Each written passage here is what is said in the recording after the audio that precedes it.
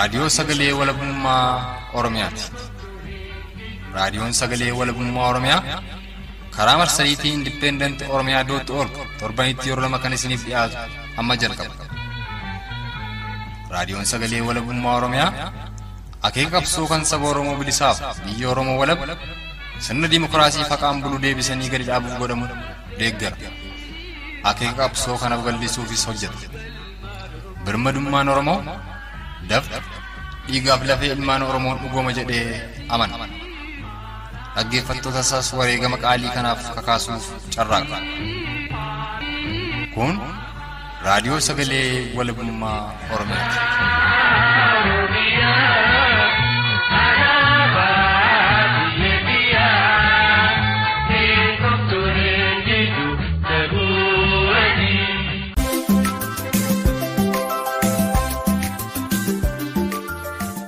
Kun sagantaa tamsaasa kallattii raadiyoo sagalee walabummaa Oromiyaa waarii sanbata duraa gurraandhala bultii 16 bara 2019 hordoftootaaf dhaggeeffattoota keenya jaallatamu nagaan keenya fulaadhuma teessanii irraa nu cuqasaa jirtan cufattis naa ga'uu yooyaa kan isaan yooyifate antiikii dhugaasaati. Sagantaa keenya tamsaasa kallattii guyyaa irraas gulaalaa suur sagalee mo'aabubaa waliin taanee kan isaan biraan geenyu yoo ta'u muummeffannaan sagantaa keenyaas maqaa jaarummaatiin waraana bilisummaa Oromoo WBO Hiikkachiisuuf takkaa'uu Mooraatti galchuuf gara kibbaaf lixa Oromiyaatti bobba'anii jiranii fi mudannoo isaanii mudatee jiru ilaalchifnee gara godina Gujii ba'aa magaalaa Adoolaatti bilbiluun kan Oromootarraa odeeffannee fi lixa Oromiyaa magaalaa Gimbiitti bilbiluun kan Oromticha magaalaa Gimbiirraa arganne kan isin biraan geenyu yoo ta'u dabalataanis kibba Oromiyaatti hoogganaan waraana bilisummaa Oromoo zoonii kibbaadhaa xalayaanni Koree Teekiniikaa sanaaf barreesse irrattis waan qindeeffanne qabna.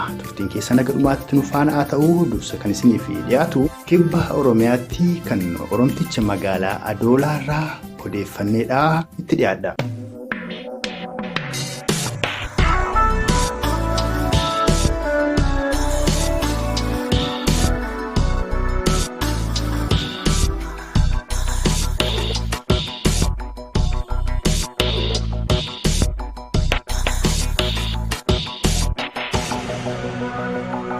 Warri guyyaa kaleessaa godina Gujii magaalaa Bulee Oraa dhufanii uummata dubbisan Koreen Teekiniikaa sun eenyu faadha uummati waltajjii san irratti maal gaafatee RSWO eessa jiru Koreen Teekiniikaa sunii ka jedhu uummata Oromoof ibsi.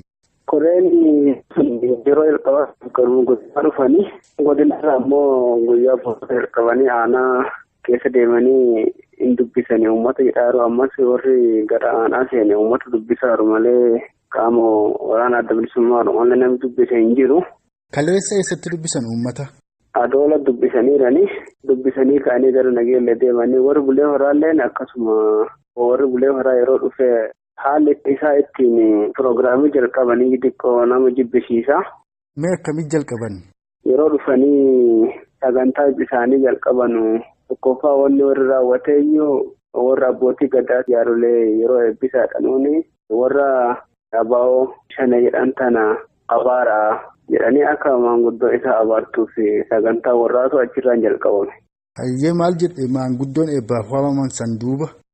Yeroo sanii isaan gara abaarsaatti warri seenillee jira garuu achumarrattuu bakka daawwanni nu abaarsa malee galchiisaa fi muti ka dhufanii ka jettu ijoollee achi keessattuu naalakki wannichi waan ta'aatii muti wanni nu abaarsa deemti malee maanguddoo hubantii waan kanaan qabdu warri ammoo harkatti keessa naqatee ammal nurra fayyadamiisa jira jettee wannichi sun ni deekkoon ta'e maanguddoo hubantii waan kanaan qabdu hunda nu mormi tokko WBO shanee kana nurra abaaraadhanii maanguddoo akkasa abaaruuf carraa kennite warri sagantaa qopheesse inni sun abaarsaa fi adda sagantaan kan dhufeef warri Koree nagaa jenne malee anu abaarisaas akkas taanaani wannichi waan fakkaataa natti fakkaannee jedhe alle akkasitti.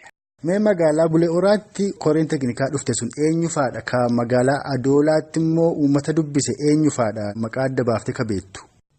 Warri magaalaa Adoolaa dhufe Addisuu Bullaallaa jira, Hayilee Gabree jira. Warri ammoo isaa waliin jiru Waddeessee achisi jira san maqaa hin beeku. Waltajjii guyyaa kaleessa kan magaalaa Adoolaa san irratti maal gaafate silaa uummanni? Oromoonis immoo hidhamaa waleedhaan Bulee Oraatiis shaakkisootiis guyyaa kaleessaadha motorri saamamaa walee jedhama. Motora dhallee saamamaa walisee warri hundinuu gara aanaa sabbaa boruu keessa bobbaatee hadhallee ganna 30 olii qabdeetti warri raayyaa ittisa biyyaa yaakkisoo aanaa sabbaa boruu dhaddacha dheeraa lafa jedhamtu. Akkasuma warri ammallee baddaa keessa deemee nama dansaa jira motora saamaa jiranii ila uummata dura fuudhanii motora gubaa oolanii hadhaayyuu. Inni kun maaliif ta'ee jenne koree tanallee gaafannee jennaan bulchaan godinaa kaleessa nu eeyyamee jira waraana karaa qabna jedhee deebiseera. Inni kun garuu warri isaa hin dhag'ini uummatii keessa baafatanii warri bobba'aa jiraatanuu malee nuti kalee godina hillee warri godinaallee nu amanee bakka nuti waraana karaa qabna. Akkuma kaleessa kan uummata qabaa oole shaakkisoodhaati poolisiin Oromiyaatti jedhama. Isa kam silaati poolisiin kun? Koree fi poolisii dileelee waliin jiranii.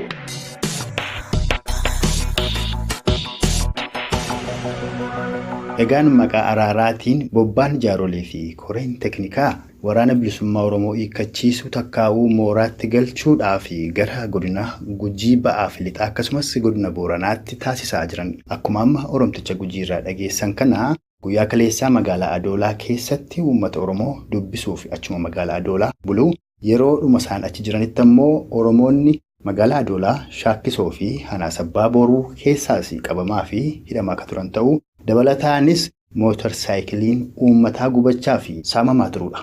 Kan baay'ee nama ajaa'ibu immoo godinaa Gujii lixaa magaalaa Bulee Oraa keessatti jilli waraana bilisummaa Oromoo hiikkachiisuu takkaa'uu Mooraatti galchuuf bobba'ee jiru waltajjii yeroo banan Maanguddoon akka adda bilisummaa Oromoo sookaan qajeelchuun walqabatee qeerroof qarreen waltajjii sana irra turanis gochaa kana mormuu fi mufatuu isaaniitii kan inni dubbate.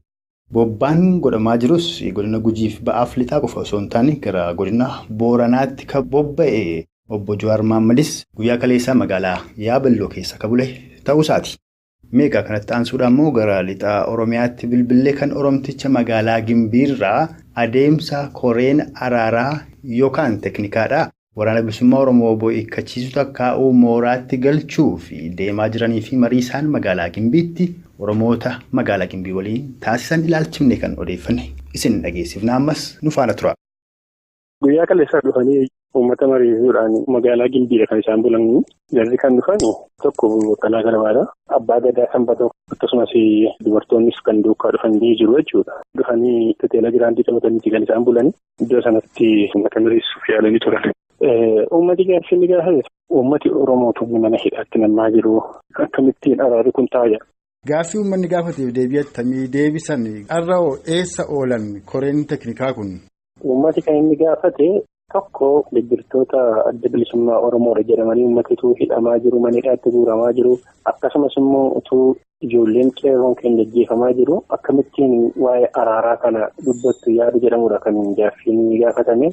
Isaanis deebisuuf yaalanii garuu deebisan akka quubsaa hin taanedha.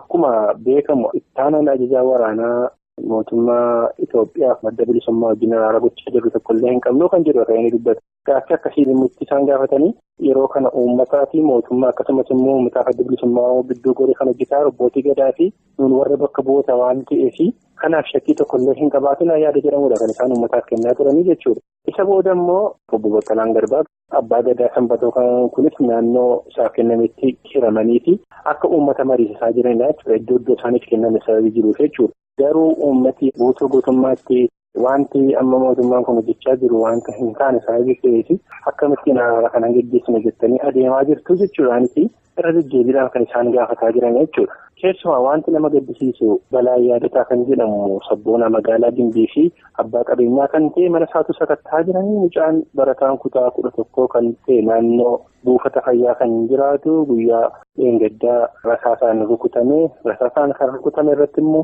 dhaqanii iddoo sanaa kaasanii osoo inni dhiigaa jiru makiinaa isaanii irratti duunaan naannoo buufata fayyaa darbatanii gatanii reeffisaallee iddoo sana arganii maatiin kan fudhatanii guyyaa kaleessaa awwaalanidha jechuudha. Kanaaf wantoota kun utuu uummata Oromoo irratti raawwataa jiru akkamittiin gaaffii araara jedhamu kaastuu waan jedhamudha jechuudha kan uummati gaafataa oolee jechuudha.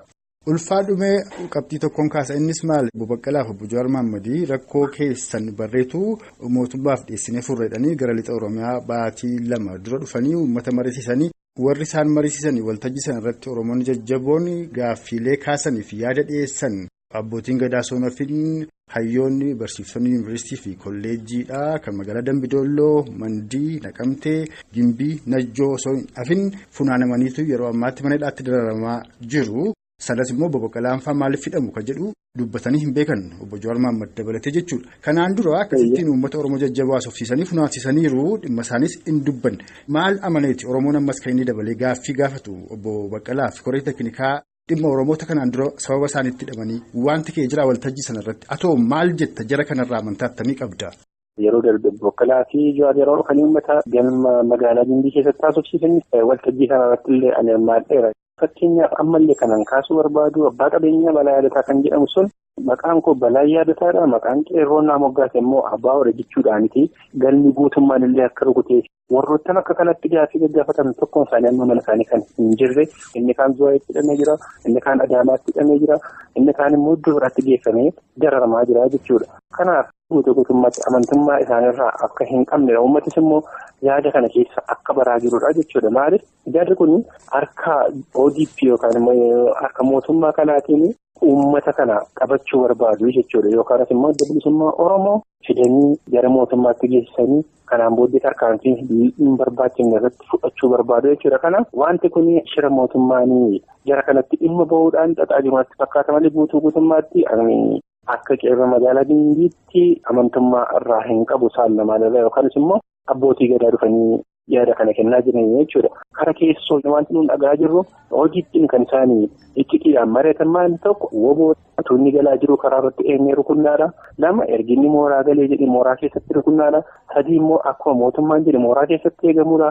Inni arfaffaan immoo bakka caakkaa isaan dhokatanii jiranitti guutummaa isaatti isaan barbadeessuudha. Yaada jedhamu irratti walii galan isaa jiranii keessumaa immoo isa tokkoffaa irratti utuu isaan mooraa galuudhaaf karaa irra deemaa jiranii karaa irratti eenyee rukunnaa irratti baay'inaan irratti walii galaa isaa jiranii fi shira kanatu tuqamaa jira maleessa araaraaf wanta adeemaa jiran natti hin fakkaatu jechuudha.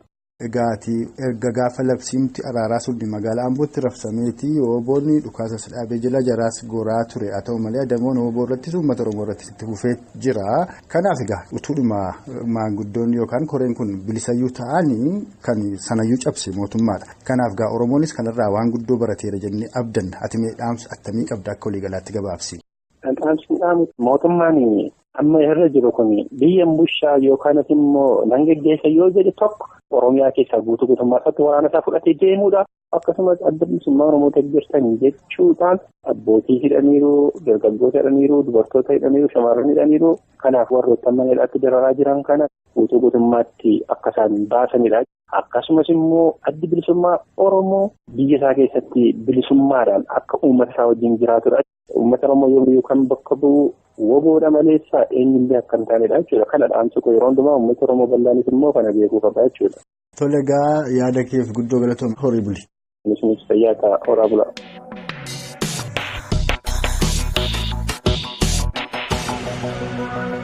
Dubbiin Oromtichi godina Wallaggaa Lixaa magaalaa Gimbiirraa dhimma Koree araaraa yookaan Teekiniikaa WBO Hiikkachiisuuf takkaa'uu Mooraatti galchuuf gara Lixaatti bobba'aa jiran ilaalchifne odeeffanne kan amma dhagaa ooltan kana ture. Akkuma Oromtichi Lixa Oromiyaa magaalaa Gimbii dubbate kan ammoo Koreen araaraa yookaan Teekiniikaa waraana bilisummaa Oromoo WBO Hiikkachiisuuf takkaa'uu Mooraatti galchuu fi Kibbaaf Lixa Oromiyaatti bobba'ee jiru kun uummanni Oromoodhaa bakkoota garaagaraatti gaaffiilee jajjaboo ka gaafataa jiran ta'ullee ammas tarkaanfii yookaan tattaaffii waraana bilisummaa Oromoo hiikkachiisuuf Mooraatti galchuuf akkasumas uummata Oromoo moossuuf taasisaa jiran magaalaalee godinaatii gara haanotaatti gadi bu'anii kan itti fufanii jiran ta'uu isaaniiti. Gareen obbo Baqqalaa Garbaa fi Abbaa Gadaa Bayyanaa Sanbatoonni durfamu guyyaa kaleessaa jechuun guyyaa jimaataa magaalaa Gimbii bulee magaalaa Gimbiitti erga uummata dubbisanii booda deemsa isaanii garuma godinaa Lixaa Wallaggaatti kan taasifatan sanbata duraa irraa ganama magaalaa Mandii seenuudhaan obbo Baqqalaan magaaluma Mandiitti afanii jaarolii fi abbootii gadaa garuma Lixaa Oromiyaa Hanaa Begii magaalaa Begiitti bobbaasan. Haa ta'u malee obbo Baqqalaa Garbaadhaa erga magaalaa Mandii keessatti garee nama 9 qabu hundeessanii booda abbootiin gadaa fi jaaroliin gara Begiitti bobba'an ergama fudhatanii ba'an hojiitti hiikuu hin danda'anii jechuun shakkii dhalateen walqabatee obbo Baqqalaa Garbaa sanbatuma duraa kana waaree booda raayyaa ittisa biyyaa yookaan humna addaa mootummaa koloneeffataa kan Dr. Abiyyiin durfaman konkolaataa 4 marfamanii gara lixa Wallaggaa Aanaa Begii magaalaa Begiitti kan geeffaman ta'uu isaaniiti. Erga magaalaa Begii seenanii boodas uummata osoo hin dubbifne kallattumaan akkuma raayyaa ittisa biyyaan dalleeffamaniin moonaa yookaan kaambii waraanaa keessa kabulan ta'uu isaaniiti. Dhimmi kunis obbo Baqqalaa Garbaa fi waraanni bilisummaa Oromoo attamitti diina ta'ee raayyaan ittisa biyyaa Itoophiyaadhaaf fira ta'uu danda'e uummata Oromoo fi WBO dheetuudhaan attamitti mooraa waraanaa keessa bulu ka jedhus uummata keessatti gungummii guddaa kaasee jira. Isa kana kallattiin bilbilee uummata Oromoo godinaa Wallaggaa lixaa Aanaa Begii magaalaa Begii irraa odeeffatuudhaaf yaaliin taasifne sababa rakkoo neetwoorkii bilbilaan mudateen hin milkoomne. Akkuma milkoomneen kan isiniif dhiyeessinu ta'uu keenya gamanumaan isin yaadachiisuu jaalladha. Koreen Teekiniikaa Kibbaaf lixa Oromiyaatti bobba'ee jiru kun guyyaa lamaan kana ibsa miidiyaaf kenneen hooggantoota waraana bilisummaa Oromoo kan dubbisan ta'uu isaanii dubbataa turan keessumaa kan gara Kibbaatti bobba'an hooggana waraana bilisummaa Oromoo zoonii Kibbaa sanbata duraa har'aa kana kan dubbisuuf karoorfatanii turan ta'ullee hoogganni waraana bilisummaa Oromoo zoonii Kibbaadhaa kan isaan hin dubbifne ta'uuf sababa isaan hin dubbifnes xalayaadhaan kan barreesseef qabiyyeen xalayaa sanaas qabxiilee 11 kan of keessatti hammatan ta'uu isaati. Dhimma xalayaa hoogganni waraana bilisummaa Oromoo zoonii Kibbaadhaa garee saniif barreessa irratti sagantaa keenya itti aanu keessatti hooggantoota waraana bilisummaa Oromoo zoonii Kibbaadhaa dubbifnee kan isin dhageessifnu ta'a. Turtii hagammaatti nu faana qabaattaniif horaa bulaa wallee gabaabaa tokko sin affeeruun kana gaasanitti dhaammatu ana xiiqii dhugaasaaf gulaalaa suur-sagalee mo'aabuu baatii walleen itti fufaa ammas turtii nu faana qabaattaniif horaa bulaa.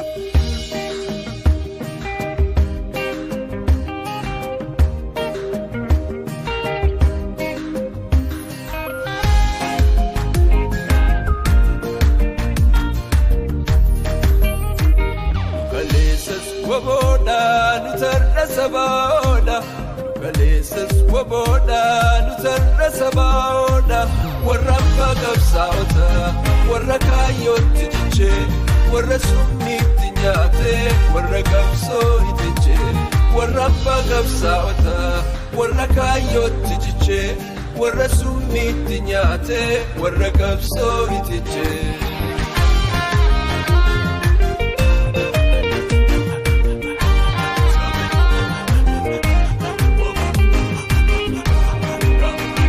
Kan numbeeyne nuu barii. Maqaa kanaan ni dhabne mataa gogaa dhabne miila lachuutti dhabne dubartii ulfa guutuu wala deemaatti dhabne dubartii ulfa guutuu gootamee garri dhabne kaleessas woboodhaa nu tarra sabaoodha kaleessas woboodhaa nu tarra sabaoodha warra abbaa qabsaa'ota warra kaayyootti jechee warra summiitti nyaatee warra qabsoo itijee warra abbaa qabsaa'ota warra kaayyootti jechee warra summiitti nyaatee warra qabsoo itijee.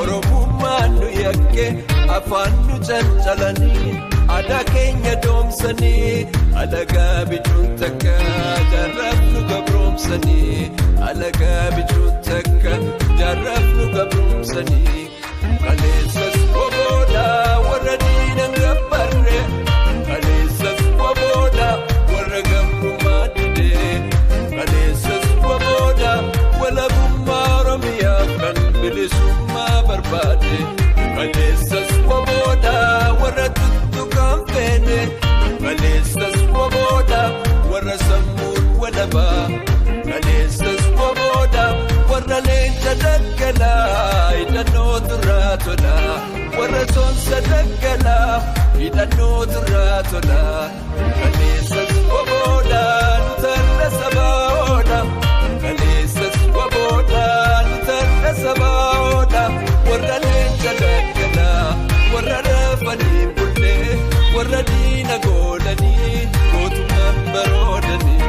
warra leenca daggala warra raafanii bullee warra diinanii